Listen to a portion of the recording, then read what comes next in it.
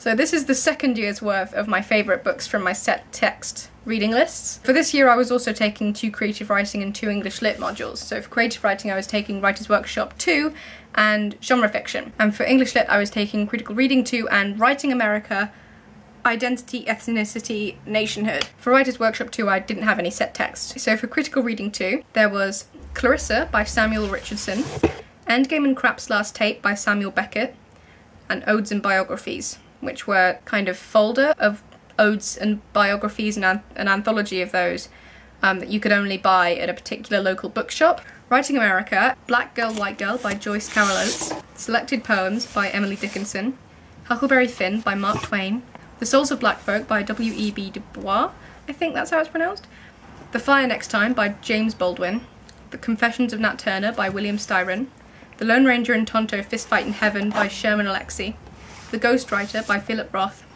The Woman Warrior by Maxine Kingston. And for genre fiction was Carrie by Stephen King, Shine, an anthology of near-future optimistic science fiction edited by Jetse Vries, I think that's how it's pronounced, Mythago Wood by Robert Holdstock, Spies of the Balkans by Alan Furst, and The Time Traveller's Wife by Audrey.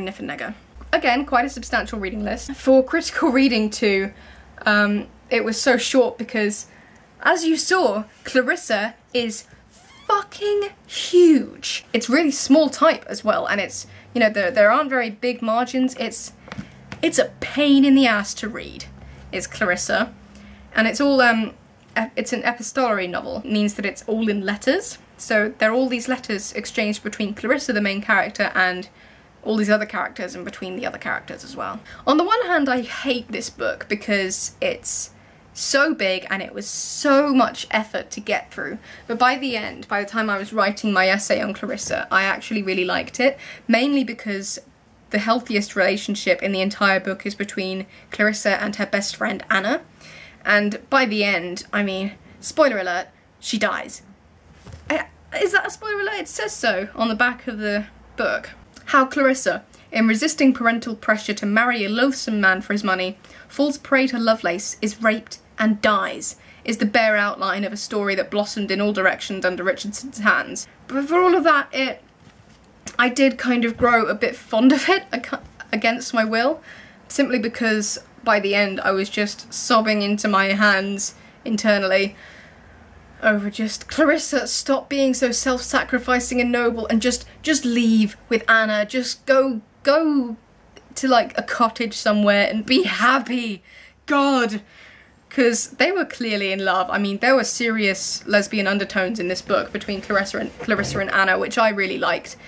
I mean, they were just, you know, sisters, lovers, they were soulmates!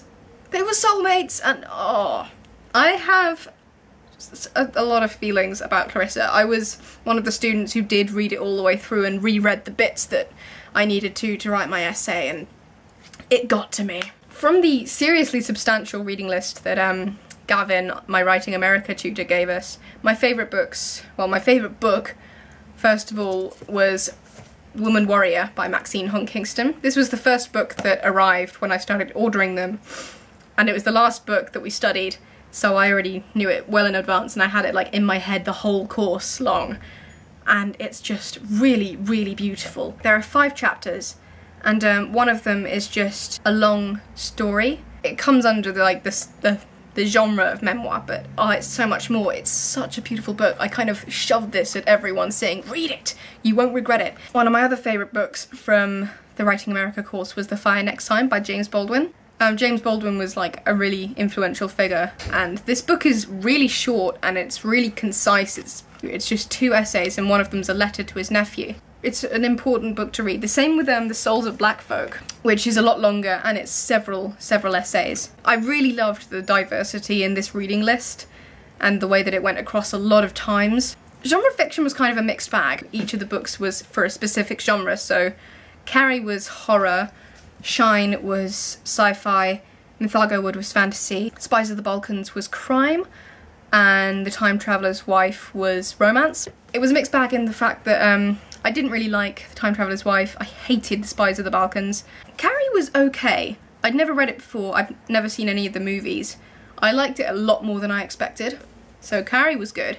But Mythago Wood and Shine were just standout favourites, which makes sense because they're fantasy and sci-fi, and those are my favourite genres out of the genres we did. Mythago Wood is like quite old fantasy. It's kind of classic fantasy, but it's just really, really cool. It's about a guy who comes back from World War II, I think it is, to see his brother and kind of come back to their home. And they've always lived on the edge of this little wood. But they've always noticed since they were little that there's something really odd about this wood. And their father was obsessed with this wood, and he would go in and not return for weeks at a time, and he would come out looking like he'd been surviving in the wilds kind of thing, even though this wood technically on a map was tiny, really. It's really, really an interesting book. It talks about like the way that myths are formed and the way that myths in our heads are formed. I'm gushing a lot, I know, but it is really good. Shine was really good as well. Because it's an anthology, it has a lot of stories in it, so some didn't touch me at all, but some really, really did. And the reason this was downstairs next to my computer is because one of the fanfics I posted recently was based on a short story in this anthology. And one of the fanfics I'm writing at the moment is also based on a short story in this anthology.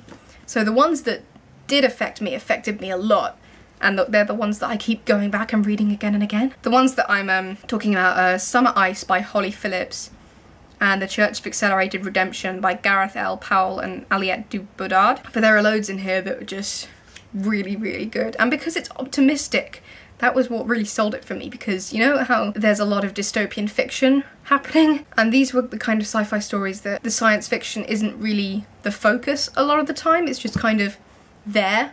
It's already just natural in these universes. I think this has gone on for quite a long time again. Whoops. I start talking about books and I just ramble. You understand. You do the same with your favourite books, I imagine. Doesn't everyone? We all try and get everyone else to read our favourite books so that we can then, you know, yell at each other about how wonderful they are. Okay, I'm going. Ding.